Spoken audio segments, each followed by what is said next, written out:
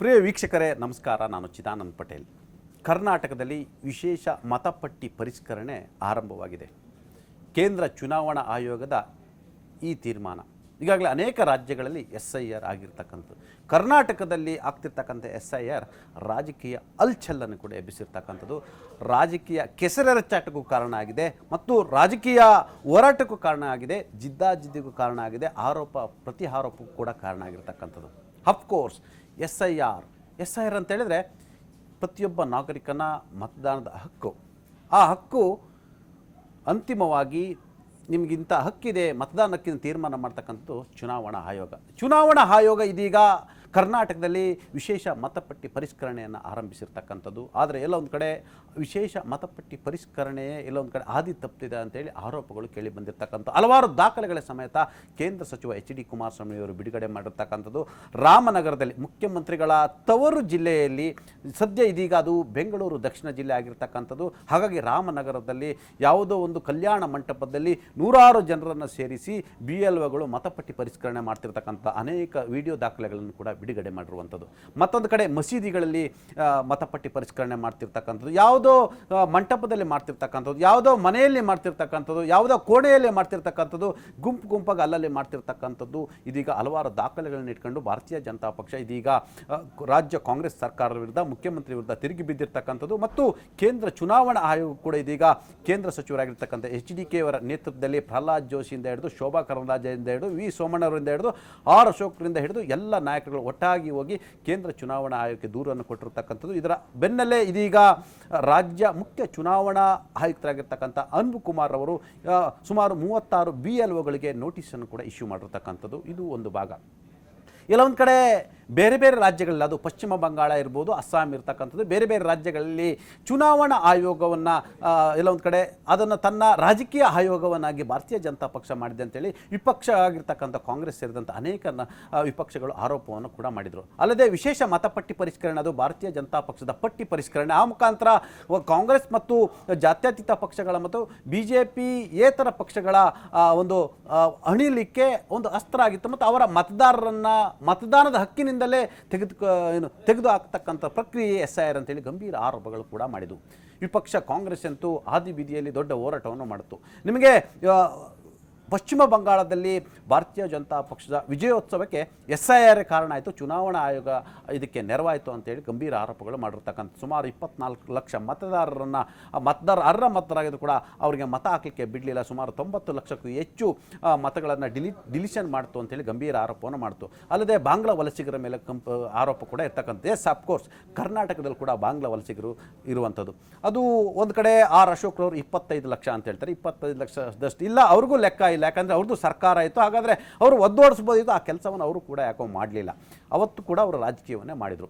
ಅದಾದರೆ ಈಗಾಗಲೇ 15 ಲಕ್ಷ ಅಂತ ಹೇಳ್ತಾರೆ, 5 ಲಕ್ಷ ಅಂತ ಹೇಳ್ತಾರೆ. ಹೌದು, ಬಾಂಗ್ಲಾ ವಲಸಿಗರು ಬೆಂಗಳೂರಲ್ಲಿ ಇರುವುದು ನಿಜ, ಕರ್ನಾಟಕದ ಅನೇಕ ಜಿಲ್ಲೆಗಳಲ್ಲಿದ್ದಾರೆ, ಅದರಲ್ಲೂ ಪ್ರಮುಖವಾಗಿ ಕಾಫಿ ತೋಟಗಳಲ್ಲಿ ಕೂಡ ಅವರು ಇರ್ತಕ್ಕಂಥದ್ದು.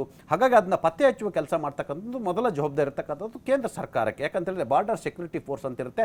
ಯಾವುದೇ ವಲಸಿಗರು ಈ ದೇಶಕ್ಕೆ ಬರಬೇಕಂದ್ರೆ ನಿಮಗೆ ಬಾರ್ಡರನ್ನು ದಾಟಿ ಬರಬೇಕಾಗಿರ್ತಕ್ಕಂಥ, ಆದರೆ ಆ ಬಾರ್ಡರಲ್ಲಿ ಕೆಲಸ ಮಾಡ್ತಕ್ಕಂಥ ಬಾರ್ಡರ್ ಸೆಕ್ಯೂರಿಟಿ ಫೋರ್ಸ್ ಅಂತ ಇರ್ತದೆ. ಅದು ಕೇಂದ್ರ ಸರ್ಕಾರದ ಹೊಣೆಗಾರಿಕೆಯಲ್ಲಿ ಇರ್ತಕ್ಕಂಥದ್ದು, ಕೇಂದ್ರ ಸರ್ಕಾರದ ಕಂಟ್ರೋಲಲ್ಲಿ ಈ ದೇಶದ ಬಾರ್ಡರ್ ಇರ್ತಕ್ಕಂಥದ್ದು, ಅದನ್ನು ದಾಟಿ ಬಂದಿರತಕ್ಕಂಥದ್ದು.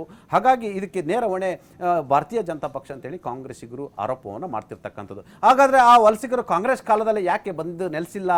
ಆಗಲೇ ಬಂದಿರತಕ್ಕಂಥದ್ದು. ಇದು ಭಾರತೀಯ ಜನತಾ ಪಕ್ಷ ಇದ್ದಂಥ ಸಂದರ್ಭದ, ಅಧಿಕಾರ ಇದ್ದಂಥ ಸಂದರ್ಭದಲ್ಲ, ಸುಮಾರು 15 ವರ್ಷಗಳ ಹಿಂದೆ ಕೂಡ ಅವರೆಲ್ಲರೂ ಕೂಡ ಬಂದಿರತಕ್ಕಂಥ. ಆಗ UPA ಸರ್ಕಾರ ಇತ್ತು, ಬಾಂಗ್ಲಾ ವಲಸಿಗರು ಬಂದರು, ಅಫ್ಘಾನ್ ವಲಸಿಗರು ಬಂದರು, ಪಾಕಿಸ್ತಾನದಿಂದ ಬಂದಿದ್ದಾರೆ, ಬೇರೆ ಬೇರೆ ರಾಷ್ಟ್ರಗಳಿಂದ ಬಂದಿದ್ದಾರೆ ಅಂತೇಳಿ ಗಂಭೀರ ಆರೋಪವನ್ನು ಭಾರತೀಯ ಜನತಾ ಪಕ್ಷ ಕೂಡ ಮಾಡ್ತಿರ್ತಕ್ಕಂಥದ್ದು. ಆದರೆ ಕರ್ನಾಟಕದಲ್ಲಿ ವಿಶೇಷ ಮತಪಟ್ಟಿ ಪರಿಷ್ಕರಣೆ ಸರಿಯಾಗಿ ನಡೀತಿಲ್ಲ.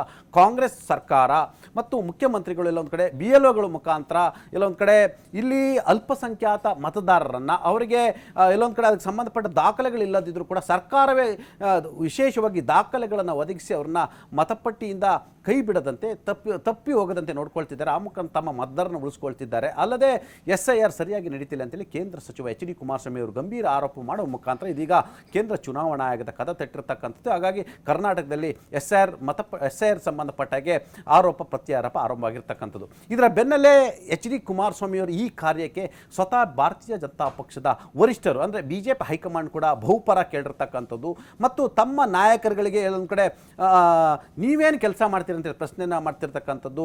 HD ಕುಮಾರಸ್ವಾಮಿಯವರು ದೆಹಲಿಯಲ್ಲಿದ್ದಂಥವರು ಬೆಂಗಳೂರಿಗೆ ಹೋಗಿ ದಾಖಲೆಗಳ ಸಮೇತ SIR ಪ್ರಕ್ರಿಯೆ ಸರಿಯಾಗಿ ನಡೀತಿಲ್ಲ ಅಂತೇಳಿ ಬಿಡುಗಡೆಯನ್ನು ಮಾಡ್ತಾರೆ. ಆ ಮುಖಾಂತರ ಸರ್ಕಾರಕ್ಕೆ ಟೆನ್ಷನ್ ಕೊಡ್ತಾರೆ ಮತ್ತು ಎಲ್ಲೊಂದು ಕಡೆ ಸರ್ಕಾರ ಇದರಲ್ಲಿ ಭಾಗಿಯಾಗಿರೋದಕ್ಕೆ ಮತ್ತು ಸರ್ಕಾರದ ಕೃಪಾಪೋಷಿತವಾಗಿ SIR ನಡೀತಿದೆ, ಕಲ್ಯಾಣ ಮಂಟಪಗಳಲ್ಲಿ, ಮಸೀದಿಗಳಲ್ಲಿ, ಕೋಣೆಗಳಲ್ಲಿ, ಮಂಟಪಗಳಲ್ಲಿ, ಹಾಲ್ಗಳಲ್ಲಿ ನಡೀತಿದೆ ಅಂತ ದಾಖಲೆ ಬಿಡುಗಡೆ ಮಾಡ್ತೀರಾ, ಭಾರತೀಯ ಜನತಾ ಪಕ್ಷದ ನಾಯಕರುಗಳು ನೀವೇನು ಮಾಡ್ತೀರಾ ಅಂತೇಳಿ ಪ್ರಶ್ನೆಯನ್ನು ಮಾಡಿರ್ತಕ್ಕಂಥದ್ದು. ಹಾಗಾಗಿ ಕುಮಾರಸ್ವಾಮಿಯವರ ಕಾರ್ಯಕ್ಕೆ ಕೂಡ ವರಿಷ್ಠರು ಕೂಡ ಶ್ಲಾಘನೆಯನ್ನು ವ್ಯಕ್ತಪಡಿಸಿರ್ತಕ್ಕಂಥದ್ದು. ಅಲ್ಲದೆ ಕುಮಾರಸ್ವಾಮಿಯವರ ಜೊತೆ ತಾವೆಲ್ಲರೂ ಕೂಡ ಕೈ ಜೋಡಿಸಬೇಕು ಮತ್ತು SIR ಹೋರಾಟದಲ್ಲಿ ತಾವೆಲ್ಲ ಪಾಲ್ಗೊಳ್ಳಬೇಕು ಮತ್ತು ಕುಮಾರಸ್ವಾಮಿ ಜೊತೆ ಇರಬೇಕಂತ ಕೂಡ ಸೂಚನೆ ಕೊಟ್ಟರು. ಈ ಸೂಚನೆ ಮೇರೆಗೆ ಪ್ರಹ್ಲಾದ್ ಜೋಶಿ ಸೇರಿದಂತೆ BJP ಎಲ್ಲ ನಾಯಕರುಗಳು ಕೇಂದ್ರ ಸಚಿವ HD ಕುಮಾರಸ್ವಾಮಿಯವರ ಜೊತೆಗೆ ಫಾಲೋ ಅಪ್ ಮಾಡ್ಕೊಂಡು ಇರ್ತಕ್ಕಂಥದ್ದು. ಇದೇ ಕಾರಣಕ್ಕಾಗಿ ಒಟ್ಟಾಗಿ ಹೋಗಿ ಕೇಂದ್ರ ಚುನಾವಣಾ ಆಯೋಗಕ್ಕೆ ಮತ್ತು ರಾಜ್ಯದ ಮುಖ್ಯ ಚುನಾವಣಾಧಿಕಾರಿ ಕೂಡ ದೂರನ್ನು ಕೂಡ ಕೊಟ್ಟಿರ್ತಕ್ಕಂಥದ್ದು. ಆ ಮುಖಾಂತರ SIR ವಿಚಾರದಲ್ಲಿ ಒಂದು ಕಡೆ ಕಾಂಗ್ರೆಸ್ಗೆ ತಿರುಗೇಟು ಕೊಡಲಿಕ್ಕೆ HD ಕುಮಾರಸ್ವಾಮಿ ಮೊದಲ ಹೆಜ್ಜೆಯನ್ನು ಇಟ್ಟಿರ್ತಕ್ಕಂಥ ಆ ಹೆಜ್ಜೆಗೆ ಭಾರತೀಯ ಜನತಾ ಪಕ್ಷ ಸಾಥ್ ಕೊಟ್ಟಿರ್ತಕ್ಕಂಥದ್ದು. ಮತ್ತೊಂದು ಕಡೆ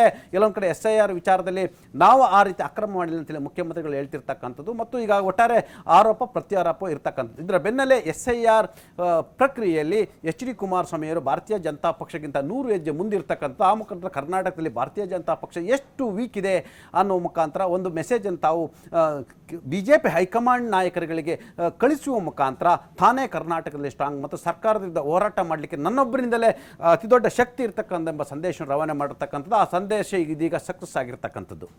ನಿರ್ಭೀತ, ನಿಷ್ಪಕ್ಷಪಾತ, ವಿಶ್ವಾಸಾರ್ಹ ಸುದ್ದಿಗಳಿಗೆ ಮತ್ತೊಂದು ಹೆಸರಾಗಿರುವ News18 ಕನ್ನಡ ಈಗ ಆಪ್ನಲ್ಲೂ ಲಭ್ಯವಿದೆ. ದಯವಿಟ್ಟು ಇಲ್ಲಿರುವ QR ಕೋಡ್ ಅನ್ನು ಸ್ಕ್ಯಾನ್ ಮಾಡಿಕೊಂಡು ಆಪ್ ಡೌನ್ಲೋಡ್ ಮಾಡೋದಕ್ಕೆ ಮರಿಬೇಡಿ. ನಿಮ್ಮ ಬೆಂಬಲ ಹೀಗೆ ಸದಾ ನಮ್ಮೊಂದಿಗಿರಲಿ. ಧನ್ಯವಾದ.